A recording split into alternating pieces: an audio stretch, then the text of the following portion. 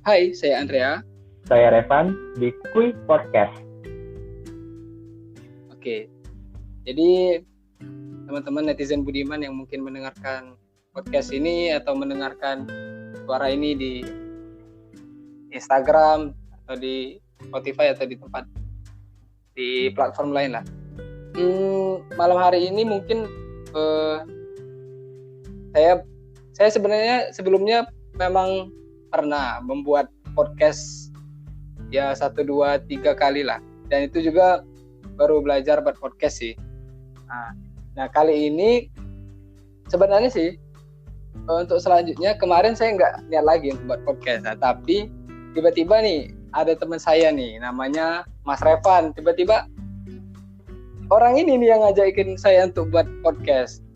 Jadi akhirnya saya sendiri tuh kayaknya bagus lah kalau misalnya buat podcast di masa pandemi kayak inilah, daripada gabut gitu kan, nggak ada kerjaan gitu di rumah, atau juga ya paling kalau remaja sekarang lah hobinya cuma scroll Instagram lah kalau misalnya gabut atau nonton YouTube lah dan lain sebagainya. Nah ini jadi salah satu jalan lah bagi kawan-kawan, mungkin bagi saya sendiri sih, karena diajakin Mas Revan untuk bikin podcast. Sebenarnya saya juga termasuk berterima kasih banyak pada Mas Revan, karena Mas Revan sendiri ya saya jadi lebih produktif lagi gitu. Jadi sebelumnya nih, kalau misalnya mungkin sebelum beberapa episode sebelumnya di podcast ini memang belum terlalu terorganisir, tapi untuk kedepannya mungkin saya bersama Mas Revan ini mungkin akan sering collab. Jadi nanti ada hal-hal baru lah mungkin dari podcast ini. Nah sebelumnya tapi saya mau kenalan dulu nih sama teman-teman. Nah, namaku Andrea, nama lengkapnya Andrea Akbar dari Universitas Sriwijaya kalau kuliahnya sih. Mahasiswa tingkat akhir yang ya sekarang sedang menuju akhir ya. Akhir dari peradaban mahasiswa mungkin ya.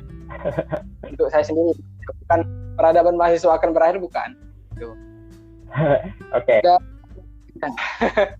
Mungkin coba Mas Revan perkenalan. Oke. Ya, kenalin, nama aku Revan. Aku sekarang masih kuliah di Universitas Sriwijaya, khususnya di Fakultas Pertanian, jurusan proteksi tanaman, mahasiswa tingkat akhir, dan sekarang masih disibukkan dengan dunia penelitian, skripsi, lapangan dan lain sebagainya yang bikin pusing. Iya. Berarti sama ya? Sama dong. Berarti sama sih. Saya juga sedang pusing ini ngolah data hasil penelitiannya. Nah, gila. Nah, selanjutnya nih, sebelum kita mulai lebih jauh, sebenarnya di sini masuk ke sebenarnya sih di podcast kali ini sebenarnya karena sebenarnya sih tujuan saya awalnya nge-podcast itu pengen belajar dari narasumber atau orang-orang di sekitar. Nah, ini berhubung juga ada Mas Revan nih, salah satu mahasiswa yang terkenal jalan-jalan, tapi jalan-jalannya yang produktif. Nah, dan juga Mas Revan ini juga salah satu mahasiswa yang punya banyak adik tingkat yang belajar sama dia, terutama di bidang sesuatu lah yang digeluti oleh Mas Revan.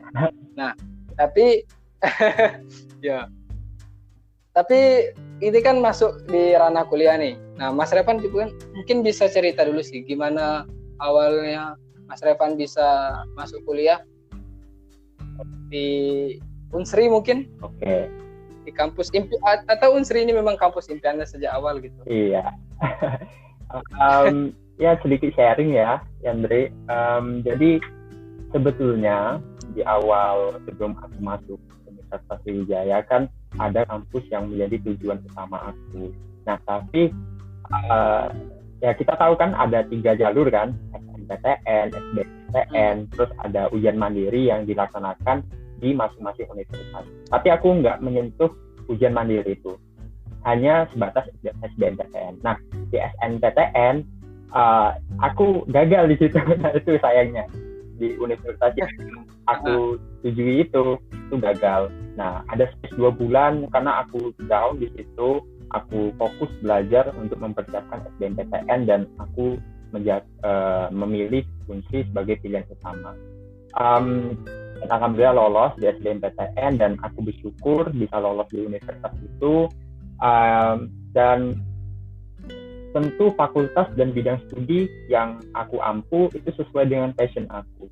Aku mungkin belum ingin menceritakan mengapa aku ingin mengambil pertanian. Mungkin di channel podcast selanjutnya ya, aku ingin bercerita bagaimana aku ingin sekali passion di dunia pertanian. Nah, itu pengalaman aku sebelum aku masuk Unsri. Nah, mungkin aku boleh cerita sedikit nih pengalaman organisasi dan sebagainya. Tapi sebelum masuk organisasi nih ya, di awal-awal kuliah. Tapi ini kan artinya kan Mas Revan ini atau kamu tuh nggak masuk di kampus yang kamu inginkan sebenarnya kan, yang kamu mau. Nah, di awal itu sebenarnya kamu ada rasa bosan lah, atau rasa ingin keluar langsung lah istilahnya, ya sekedar kuliah aja nggak ada niat gitu, atau ada hal-hal yang lain gitu? Gitu. Ada tekanan mungkin? Ya, aku sedikit sharing cerita deh. Nah, 2 bulan aku belajar di Unsri, aku ada planning nih. Ada jalur yang sudah aku pelajari, yaitu jalur pindah, seperti pindah sekolah gitu. Nah, aku pernah tuh menghadap ke bagian kemahasiswaan dan aku gali informasi bagaimana bisa pindah universitas. Nah, aku mendapatkan informasi kalau akreditasinya A sama-sama A kita bisa, tapi kalau alasannya kurang kuat, nah itu kita nggak bisa gitu loh. Itu sama saja gimana ya, kita nggak ingin masuk Unsri gitulah, pokoknya kayak gitulah. Ya sulit lah kalau kita mau pindah pindah universitas kan gitu, tidak seperti pindah sekolah. Itu sampai segitunya aku loh ke bagian kemahasiswaan terus menghadap dan itu pindah gitu. Mungkin itu pengalaman aku, dan setelah itu aku merasa ya mungkin ini sih yang Allah berikan terhadap aku kan. Aku bisa masuk Unsri dan sesuai dengan passion aku di bidang pertanian. Dan ya di awal-awal nggak ada sih rasa bosan. Aku menikmati proses perkuliahan, aku menikmati praktikum, menikmati membuat laporan, membuat tugas kuliah dan sebagainya. Alhamdulillah aku menikmatinya. Oke, alhamdulillah sih. Nah, tapi memang ini menarik sih. Soalnya sekarang kan juga lagi penerimaan mahasiswa baru kan. Dan banyak, termasuk aku sih sebenarnya dulu nggak niat untuk masuk kampus Unsri gitu kan, karena memang target aku lain. Tapi memang ketika aku udah masuk ke kampus ini gitu, ya ada aja sih jalannya gitu, ada aja orang-orang yang buat saya itu sekiranya kalau aku ngelihat itu, wah ada banyak orang juga yang orang-orang hebat di sini gitu, yang bisa membuat kita tuh termotivasi juga itu untuk bisa semangat kuliah gitu. Jadi sebenarnya hal yang saya pelajari sih, hal yang aku pelajari waktu ketemu oleh senior-senior itu cuma satu sih Kak. Bahwasanya dimanapun kita kuliah itu, nggak peduli dimanapun kita kuliah, ya kalau kita itu emas ya tetap jadi emas gitu. Walaupun kita diceburkan, ibaratnya nih, diceburkan di lumpur sekalipun ya emas tetap jadi emas gitu. Itu perumpamaannya sih yang aku dapetin dari beberapa orang gitu.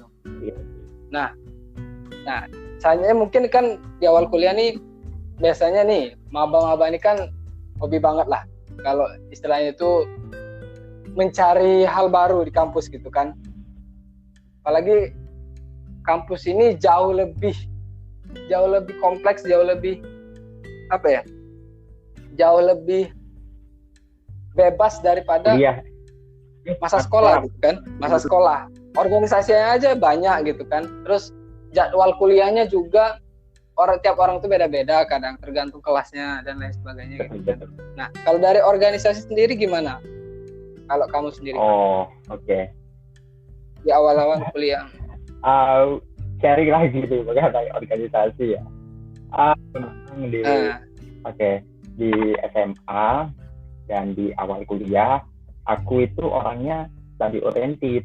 Nah itu yang menjadi kesalahan aku kan. Aku nggak mau keluar dari comfort zone. Memang di awal kuliah aku banyak terfokus di bidang akademik. Nah di akhir kuliah ini aku merasa ada yang kurang dari aku. Nah di awal kuliah memang kan aku kalau aku usahakan bisa sharing dan bisa bertanya dengan kakak tingkat, dan rata-rata mereka bilang bahwa organisasi itu penting, bahkan wajib sih kalau menurut aku pribadi kan. Karena mengapa? Organisasi itu kita banyak belajar hal yang tidak kita pelajari di ruangan kelas, terutama di soft skill kan. Kita bisa belajar manajemen, kita bisa belajar leadership, kita bisa mengasah rasa kepedulian kita bisa mengasah rasa tanggung jawab kita bisa belajar komunikasi di depan orang banyak, bersosialisasi, dan tentunya tidak hanya itu, kita bisa memperluas jaringan, relasi, sehingga kita bisa menambah wawasan baru. Nah, itu yang menjadi trigger aku ingin sekali mengikuti berbagai macam organisasi. Nah, oleh karena itu di akhir perkuliahan semester 1, aku ke-trigger untuk keluar dari comfort zone, dan ya di semester 2 aku mulai mendaftar beberapa organisasi, seperti organisasi sosial gitu kan, organisasi riset gitu, komunitas riset mahasiswa di Fakultas Pertanian, organisasi riset itu organisasi sosial, Hamada Foundation, kami Kesatuan Aksi Mahasiswa Muslim Indonesia, walaupun ya nggak terlalu intens ya, nggak dilanjuti gitu kan. Terus pernah mendaftar di organisasi perfilman videografi Unsri gitu kan, karena memang karena di awal itu kan aku mencari jati diri loh gitu loh. Jadi semuanya itu ingin aku ikuti, dan lama kelamaan ya mengkerucut ke organisasi yang ranahnya ilmiahan, yaitu Kurma. Jadi aku itu seperti itu loh, sedikit cerita dari aku. Tadi kan kamu sendiri kan udah cerita tuh kan, di awal kamu tuh banyak ikut organisasi kan, ada berapa nih? Ada 5-7 ya kayaknya. Nah ya biasanya mahasiswa baru juga kebanyakan kayak gitu sih. Nah tapi dalam proses kamu sendiri memilih organisasi yang kamu yakin itu passion kamu, atau istilahnya itu memang mau kamu, itu gimana prosesnya? Emang dari awal gimana sih? Atau ada sesuatu yang buat tertarik atau gimana? Itu kan banyak kan. Dan proses memilih itu kan beberapa orang kadang sulit gitu. Kadang mereka juga aktif di organisasi A, di B juga aktif, di C aktif, dan akhirnya mereka ya jadi, kalau menurut aku sih ya, jadinya mereka nggak produktif, tapi mereka cuma sok sibuk doang gitu, tapi mereka nggak dapat apa-apa gitu ya. Karena kalau menurut aku sih, manusia ini terbatas kemampuannya, kalau mau multitasking itu nggak bisa terlalu banyak. Betul. Oke. Nah, memang dari berbagai macam organisasi yang aku ikuti, karena ambisi aku ya yang ingin keluar dari comfort zone gitu kan, lama-kelamaan mengikuti ke Kurma. Karena Kurma ini menurut aku adalah passion aku, ya karena di SMA kan aku pernah walaupun bukan ikut organisasi sih, tapi pernah mengikuti satu event keilmiahan gitu loh. Jadi aku lebih passion ke Kurma, ingin melanjutkan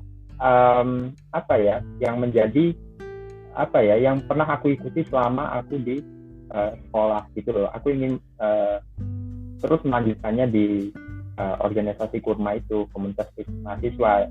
Nah, dan lama kelamaan itu menjadi passion aku. Ya lebih passion ke karya ilmiah, dan buat riset kecil-kecilan dan lain sebagainya. Itu menjadi passion aku sekarang. Ya itu sih seleksi secara natural menurut aku kan. Dan yang lainnya ya aku lama kelamaan nggak aktif gitu loh. Sedikit sharing dari aku. Sedikit. Mungkin juga dalam perjalanan memilih organisasi ya. Sebenarnya dalam perjalanan memilih organisasi ini juga aku ketemu sama Revan nih. Nah, kalau teman-teman tahu nih, sebenarnya aku juga termasuk orang yang kalau memilih karena gini.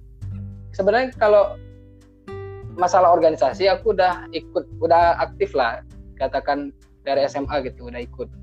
Tapi yang jadi masalahku waktu SMA itu adalah ya oke lah, saya sudah belajar lah soft skill, tapi aku belum ketemu nih sebenarnya passion aku ini maunya kemana, gitu kan?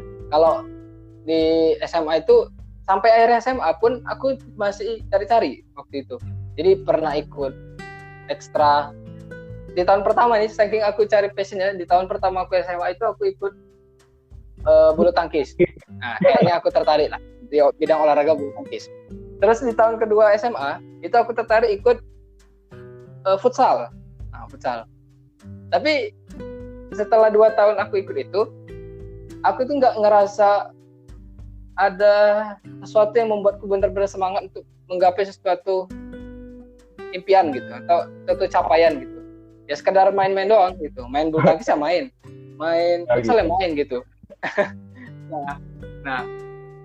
Nah di tahun ketiga kuliah, di tahun ketiga SMA, nah barulah ada niatan nih untuk ikut karya ilmiah. Nah, niatan itu muncul karena ada salah satu siswa itu pindahan dari SMA lain, itu pindah ke SMA aku di Lahat gitu kan. Nah, ternyata aku cari-cari, ternyata beliau ini punya kemampuan karya ilmiah yang luar biasa, sampai juara 1 dan dapat piala dari kementerian waktu itu, Kementerian PU. Wah, aku cari-cari informasinya waktu dia di SMA sebelumnya gitu kan. Wah, ternyata hebat orang-orang kan. Jadi, dan dia juga masuk ke kelas yang ya sama dengan aku kayak itu. Nah, jadi apa istilah itu? Jadi, wah, kayaknya bisa lah kalau belajar sama orang ini gitu kan. Nah, akhirnya aku coba belajar sedikit-sedikit gitu kan. Belajar sedikit-sedikit. Tapi orangnya nggak terlalu respon sih orangnya. Jadi akhirnya aku memutuskan untuk ya ikut ada grup karya ilmiah gitu kan di SMA. Nah, dan di situ aku juga buat karya ilmiah belajar kan. Nah, jadilah karya pertama aku lupa judulnya apa. Dan waktu itu aku liatin ke guru bahasa Indonesia, ini masih ingat betul. Nah, aku liatin ke guru bahasa Indonesia, terus guru bahasa Indonesia itu bukannya malah nge-support. Ini memang cerita jujur ya. Bukannya malah nge-support, bukannya malah nyemangatin, tapi dia liatin tulisan di aku di laptop itu ke adik-adik tingkat yang ikut kiri itu juga. Terus dia bilang, kamu ini malu lah sama tulisan kamu kayak ini, sama adik-adik tingkat kamu yang ikut karya ilmiah ini. Masa dalam 1 halaman 1 paragraf. Jadi itu sampai sekarang aku ingat. Nah, dari titik itulah aku mulai janji nih, pokoknya suatu saat aku bisa ngejawab omongan ibu itu. Nah, tapi perasaanmu tuh kalau dapat hal yang kayak gitu tuh gimana sih? Di awal-awal kok ini menarik. Ya, apa ya? Kalau bahasa bukan agak kasar sih istilahnya. Aku tuh niatnya karena mau balas dendam ke guru itu sebenarnya. Jadi aku tuh mau niat pokoknya suatu saat aku bisa bawa piala di depan muka ibu itu. Nah, itu niat aku sih gitu. Nah, iya bener. Nah, pas aku kuliah, akhirnya aku memang udah niat. Kayaknya aku cocok lah masuk ke organisasi yang tetap lah di basisnya karya ilmiah gitu kan. Nah, akhirnya aku cari, ketemulah di Kurma dan ketemu sama kamu kan, sama Revan. Dan di awal perkuliahan pun udah ada support dari kakak tingkat dan lain sebagainya. Akhirnya ya sampai sekarang pun dunia organisasi keilmiahan ini jadi apa istilahnya, jadi bagian dari jiwa. Bagian dari jiwa istilahnya ya, utama lah gitu kan. Sampai sekarang juga aku di MITIKM gitu kan. Nah, di MITIKM sekarang.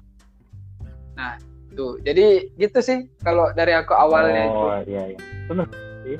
Dan gimana untuk ke depan, masih fokus ke keilmiahan kah? Atau gimana? Nah, ini menarik juga sih. Jadi kalau karena aku gimana ya? Aku juga menyadari sih ketika di perjalanan, karena organisasi keilmiahan ini kalau di kampus kalau menurut aku itu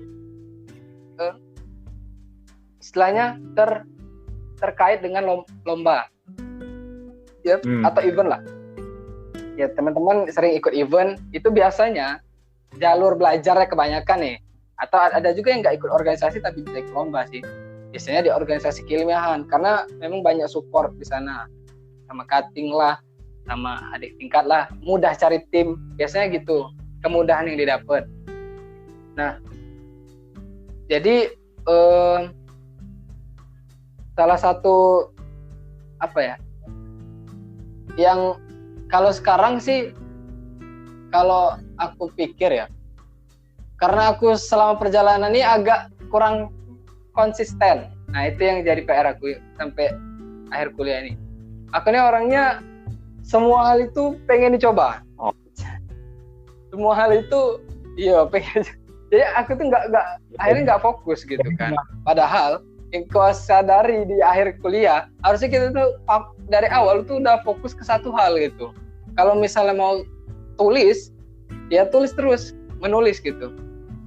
Dan itu yang kupelajari dari orang-orang yang udah bagus lah ya istilahnya ya. Mereka selalu fokus terhadap apa yang mereka mau kayak gitu. Nah, kalau aku ini maunya itu justru semuanya dicoba gitu. Tapi ada sisi positifnya juga. Dengan aku semuanya dicoba gitu kan, segala bidang, segala hal, itu membuat aku juga istilahnya walaupun nggak ada expert di semua bidang, tapi aku tahu di setiap bidang itu ada ini, dan aku punya teman di setiap bidang. Nah, itu yang membuat aku juga bersyukur juga sih sekarang. Maksudnya nggak menyesal lah. Maksudnya selama ini gue nyoba-nyoba banyak gitu kan. Oh iya gitu. Dan juga iya sih sebetulnya kan kalau kita banyak mencoba, karena kan kalau di kampus ini memang ranahnya untuk kita belajar kan berbagai macam hal. Jadi kalau di pas ke kampus kita banyak sekali bekal yang kita bawa kan. Nah gitu. Kalau menurut aku ya betul, kalau kita banyak belajar sesuatu hal yang baru, maka kita ya punya wawasan baru lah gitulah. Tidak hanya fokus di keilmiahan, kita juga bisa belajar sosial dan lain sebagainya gitu kan, literasi dan lain-lain. Jadi wawasan kita luas, kita juga punya apa tuh yang namanya relasi baru ya, gitu sih. Iya betul. Kalau, nah kan dirimu kan sudah ke ranah keilmiahan ya. Ini gantian dulu nggak sih? Kayaknya aku juga tertarik dengan Mas Revan ini yang kemarin soal event nih hype banget lah. Iya. Sampai masuk koran nih tim kalian kan. Iya, sampai banyak diliput lah dan lain sebagainya gitu kan. Ini event yang paling besar yang pernah kamu ikuti, ya.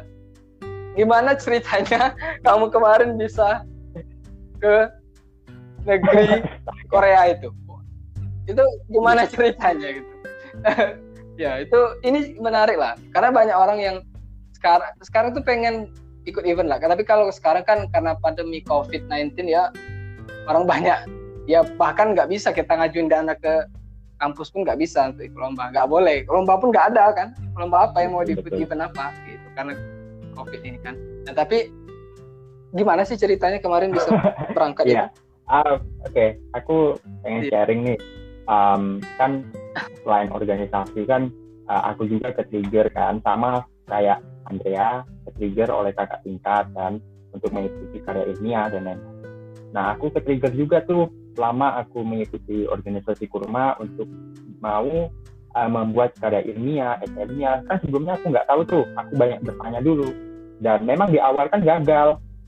Ya, mungkin sekitar 3 hampir 5 kali gagal kan untuk apply di event A, event B, event C, event D. Baru yang di event E, alhamdulillah keterima tuh sama Kak Andrea kan. sama Andrea gitu. Sama Andrea first time kita ke Yogyakarta tuh ikut tahun 2017. Itu kita banyak sekali hal yang kita dapatkan. Aku pribadi juga banyak hal yang aku dapatkan selama aku mengikuti kegiatan itu, walaupun first time sangat berkesan bagi aku. Aku bisa mendapatkan wawasan baru, aku bisa mendapatkan. Aku juga agak nyangka sih waktu itu sih. Dan juga kita waktu sampai ke Jogja itu ternyata mahasiswa yang paling muda di sana gitu. Yang paling kecil.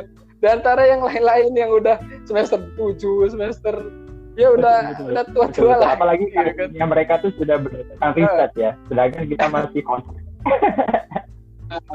Betul. Ya, mungkin bisa dikatakan kita itu yang bocil gitu di situ. Tapi nggak apa, itu kan proses belajar kita kan. Nah, itu adalah event yang kompetisi pertama yang paling berkesan bagi aku, dan itu men-trigger aku untuk mengikuti kompetisi terkhususnya di bidang keilmiahan selanjutnya.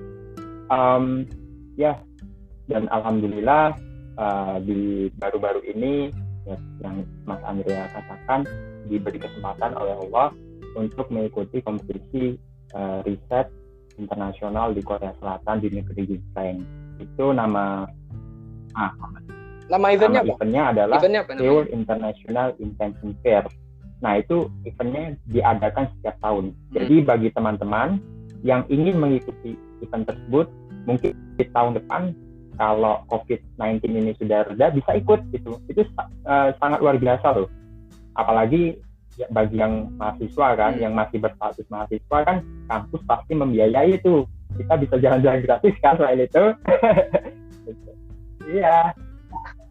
Jadi banyak sekali kesempatan bagi kita mahasiswa untuk berkarya lewat kompetisi-kompetisi, apapun kompetisinya, terutama di kompetisi keilmiahan gitu kan.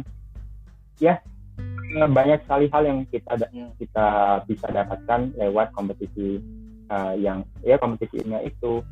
Yang aku katakan tadi, bisa dapat teman baru dan wawasan baru kan, lewat ide-ide yang mereka paparkan itu kan kita dapat wawasan baru. Ternyata ide mereka ini, ternyata ide itu ini, ternyata ide si A itu ini. Jadi kita tahu kan, jadi wawasan kita terbuka, tidak hanya sebatas apa yang di pikiran kita gitu loh. Itu sih. Dan memang pada saat mengikuti kompetisi tingkat internasional kan, yang menjadi permasalahan bagi mahasiswa itu kan dana, mengurus dana. Ini yang menjadi persoalan utama kan. Kalau negosiasinya dari mahasiswa atau tim itu tidak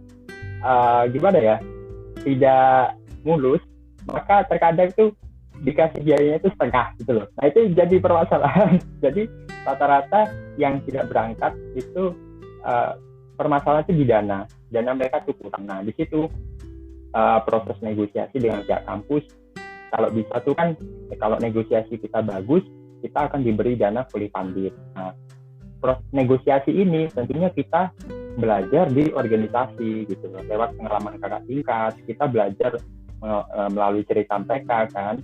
Jadi ya kita terbiasa gitu loh. Dan alhamdulillah aku sendiri dengan tim aku fully funded ke Korea Selatan. Itu pengalaman yang sangat luar biasa bagi aku.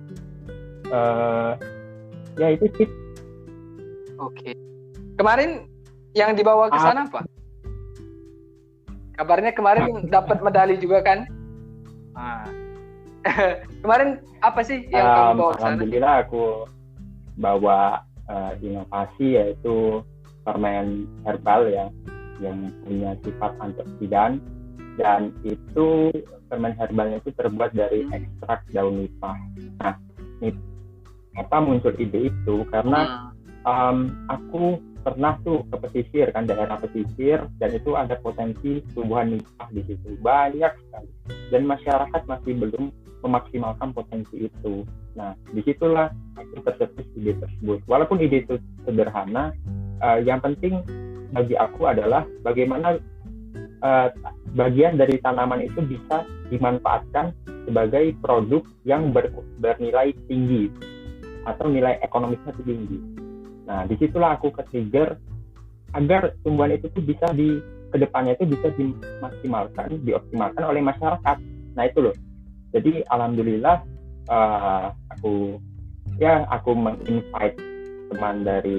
ngajak teman dari teknik kimia dan farmasi, kita bergabung, yuk kita buat inovasi, walaupun sederhana inovasinya, ini yang penting bisa menjadi gambaran baru, bisa menjadi landasan baru untuk memanfaatkan potensi ini ke depan.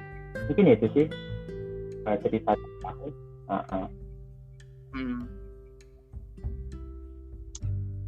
Oke. Wah, kayaknya memang cukup menginspirasi lah. Kalau Andrea itu gimana sih? Kok aku terus yang ditanyai? Coba cerita.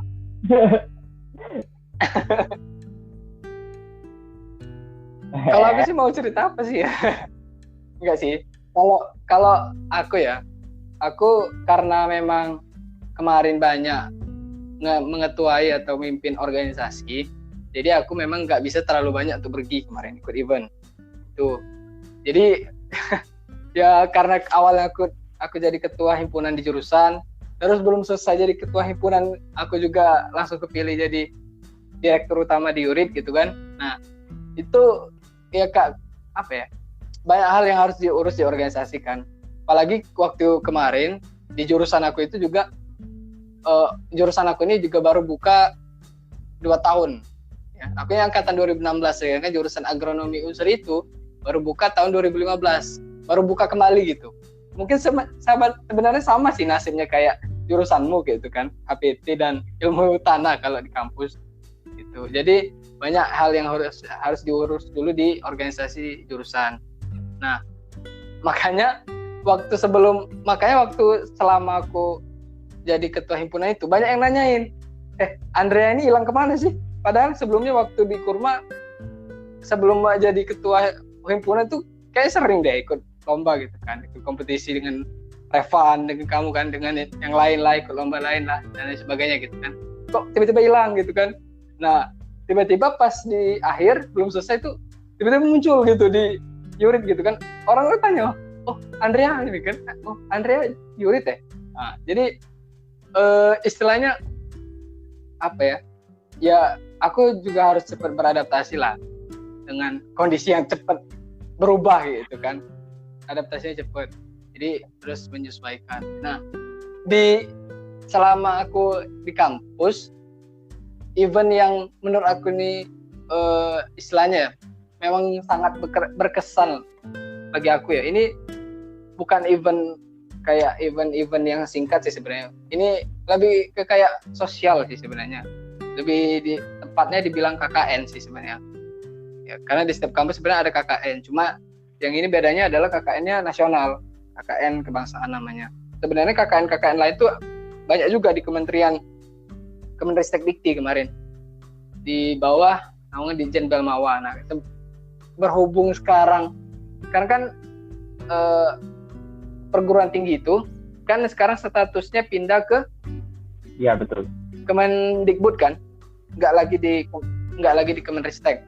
Jadi mereka Kemenristek fokus di riset dan teknologi aja.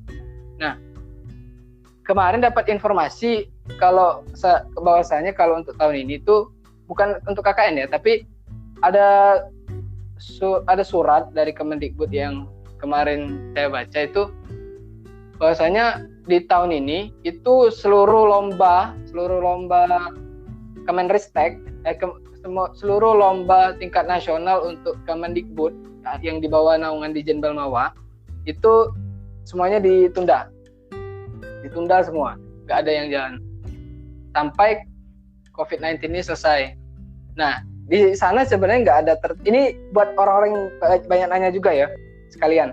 Jadi kemarin itu banyak juga yang ngechat aku, nge-DM dan nanyain lah, Bang, kira-kira KKN tahun ini kapan buka KKN kebangsaan? Ini banyak yang nanya kan, karena kemarin itu bukanya di bulan 3 akhir kalau di tahun aku kemarin untuk pendaftaran KKN kebangsaan itu diseleksi. Nah untuk tahun ini belum ada kabar sampai sekarang. Nah jadi kayaknya memang KKN kebangsaan tahun ini itu di kemungkinan ya nggak diadakan, nggak tahu nih nanti. Kalaupun diadakan, tuan rumah KKN kebangsaan tahun ini itu sebenarnya adalah Universitas Jambi.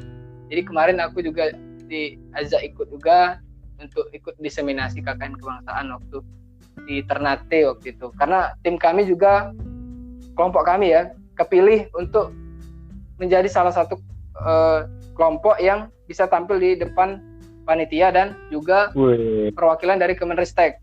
Ya, Pak Didin Wahidin lah, itu karena ya jadi ada 7 kelompok dari Ternate dan juga Tidore, karena kami kan 2 pulau gitu kan. Nah, kami kepilih. Alhamdulillah kepilih kan.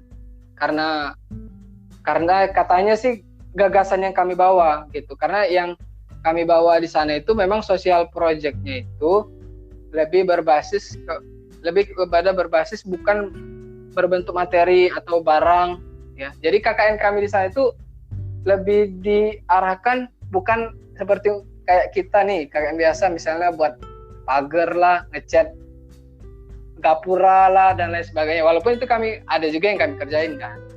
Nah, tapi lebih ditekankan ke kayak mana kami membuat sebuah project. Nah, dengan pendekatan project inilah kami membuat rancangan. Jadi di desa saya itu di kelurahan Ngade ya, tempat saya tinggal waktu KKN kemarin itu ada yang namanya situs bersejarah Benteng Santo Pedro. Nah, Benteng Santo Pedro ini kondisinya sekarang itu nggak terawat dan istilahnya nggak bagus lah untuk foto sebenarnya kan. Nah, jadi kami berinisiatif untuk mendesain tempat itu menjadi sebuah tempat yang berbasis agrowisata. Nah, pakai 3D kan, akhirnya dibuat dan ditampilin waktu kami presentasi akhir di KKN. Nah, itulah sih kami. Saya juga agak terkejut sih sebenarnya. Itu juga kalau aku pribadi juga baru belajar pakai aplikasi real time ya. Karena kalau di jurusan agronomi itu juga belajar ini ya, arsitektur pertamanan. Dan yang saya buat itu sebenarnya nggak bagus-bagus amat lah kayak orang-orang yang memang profesional di bidang pertamanan gitu kan. Tapi ada ilmunya aja lah. Tapi alhamdulillah kepilih gitu. Nah, itu yang buat saya berkesan karena di sana juga sebenarnya di KKN kebangsaan selain memang itu yang alhamdulillah dapat pencapaian, tapi yang lebih dari itu adalah menurut aku sih, aku belajar banyak hal tentang Indonesia. Nah, yang mungkin nggak ketemu di tempat lain gitu. Jadi banyak suku, banyak agama di sana, beragam. Aku belajar kayak mana toleransi sama orang tuh gimana gitu. Belajar gimana ngobrol dengan orang sana gitu kan, caranya beda logatnya, ketemu dengan orang Jawa gimana, ketemu dengan orang Kalimantan gimana, ketemu dengan orang Papua gimana gitu kan. Karena kami dalam satu kelompok itu dicampur nggak ada seluruhnya unsur, nggak ada. Jadi ada yang dari Sumatera, ada yang dari Papua. Kalau aku kemarin sih ada yang dari Maroke, ada yang dari Lampung, ada yang dari Jawa Timur. Jadi ada yang dari Ternate-nya sendiri gitu kan. Jadi bisa saling mengenal lah gitu. Oh, jadi seperti itu Andre ya, pengalaman yang merasa berkesan ya bagi dirimu ya. Itu mengikuti KKN kebangsaan yang diadakan oleh Kemenristek Dikti. Memang itu KKN yang sangat ya, di nasional, di tingkat nasional. Cukup high. Inilah. Dan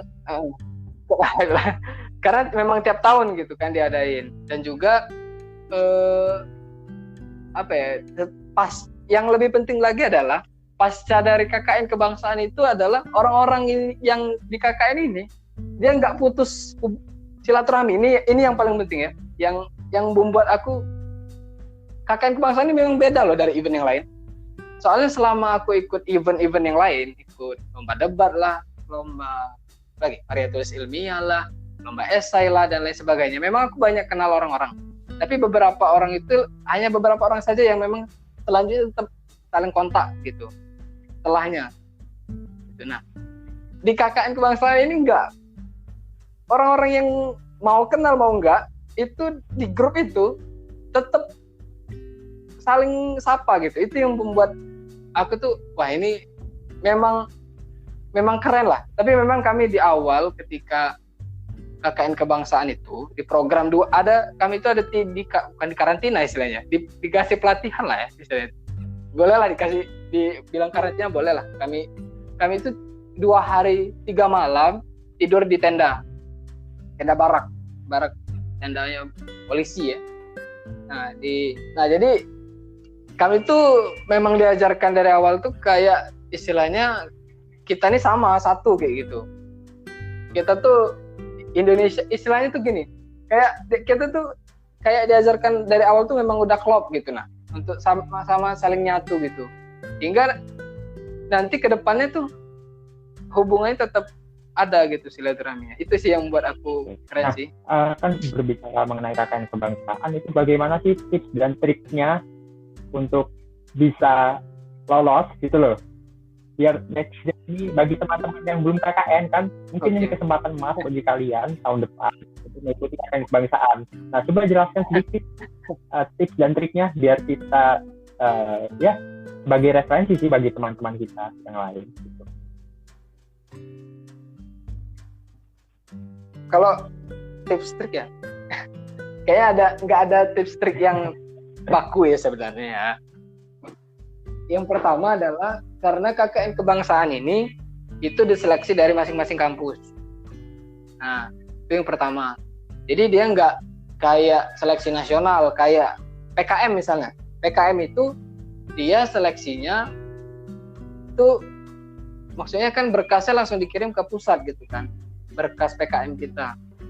Walaupun nanti ada juga yang apa istilahnya itu diseleksi juga di ada di Monef. Nah, ada juga di Monef eksternal dan internal gitu kan, internal kampus. Nah, tapi kalau di KKN kebangsaan itu langsung dari masing-masing LPPM atau LP2M di masing-masing kampus. Nah, kalau untuk di Unsri sendiri, seleksi di tahun kemarin itu pertama adalah seleksi berkas. Yang kedua itu adalah seleksi wawancara. Nah, itu cuma 2 itu doang. Walaupun sebenarnya kemarin tuh harusnya ada satu lagi kalau nggak salah. Ada tes psikotes. Tapi karena ada permintaan untuk cepat setor peserta KKN kebangsaan, KKN wilayah barat. Nah, KKN wilayah barat ya ada lagi KKN wilayah barat. Maka yang itu bahkan kalau KKN yang wilayah barat itu nggak ada wawancara, cuma seleksi berkas.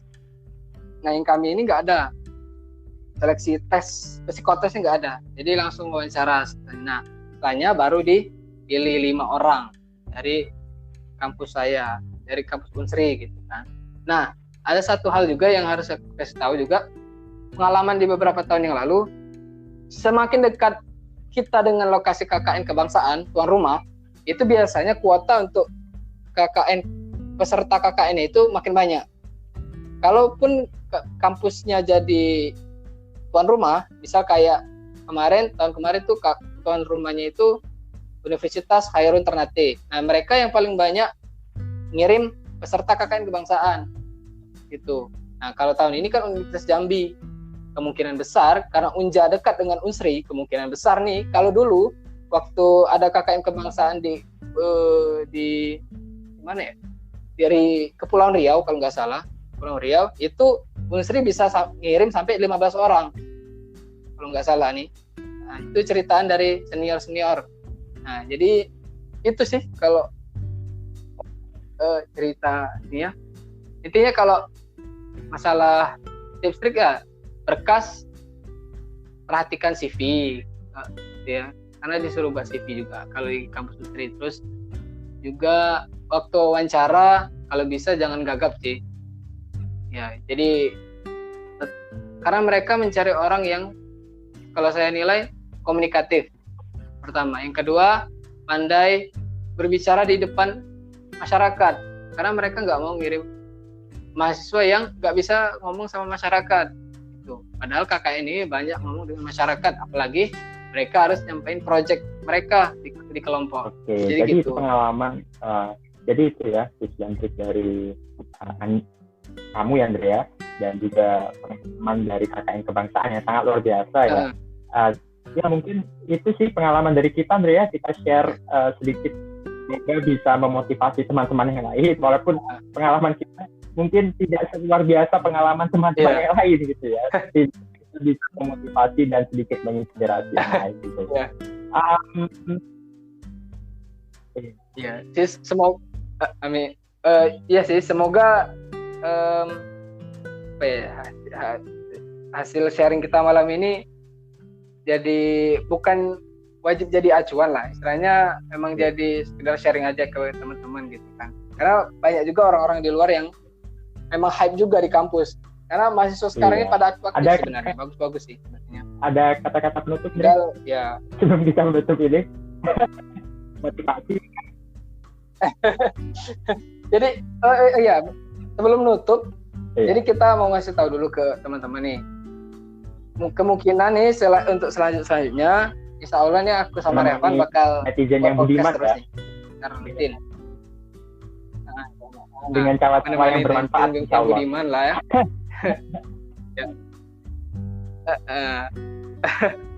Ya, jadi mungkin kalau misalnya teman-teman punya request mau bahas apa, bukan bahas sih istilahnya, mau pembicara yang pintar bilang apa sih misalnya, nanti dicoba cari, misalnya kalian mau pengen dengerin podcast soal kayak mana sih cara nulis, nah, atau kayak mana sih cara bicara depan orang gitu kan, nanti kita cari orangnya gitu kan, biar bisa sharing lah teman-teman.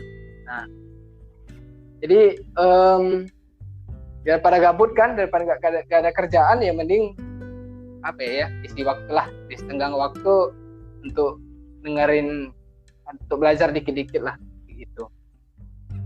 Itu sih.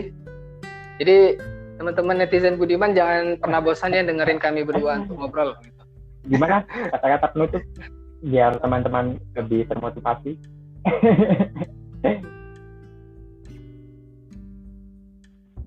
Aku bingung kalau nggak punya senjata motivasi sih kalau aku.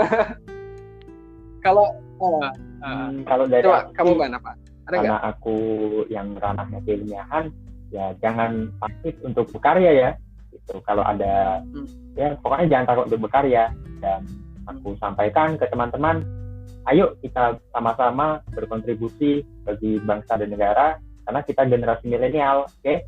Karena PR kita di tahun 2045, yaitu generasi emas di tahun 2045 untuk membangun bangsa dan negara ini menjadi lebih baik. Oke teman-teman.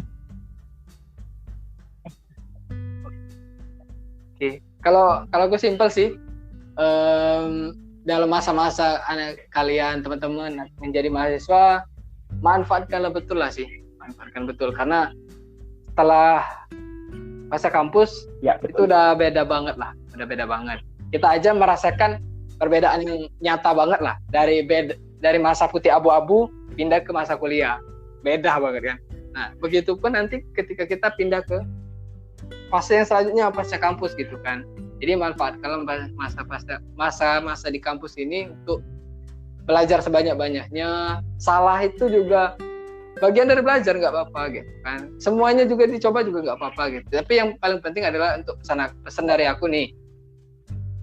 Kalau bisa teman-teman konsisten dengan apa yang teman-teman mau gitu, konsisten, jangan sampai putus tengah jalan, dan cari teman-teman atau lingkungan kalian yang suportif ya, bangun lingkungan yang bagus gitu kan, jangan sampai kalian di kuliah cuma kuliah pulang doang gitu kan. Iya. Itu sih kalau dari aku. Mungkin itu kata motivasi Lagi sedikit memotivasi ya dari Kak Dwi. Oke, teman-teman. Entah itu tuh motivasi atau enggak, yang penting itulah penutup dari aku. Oke, netizen Budiman, mungkin selamat sampai jumpa di podcast kami selanjutnya. Bye.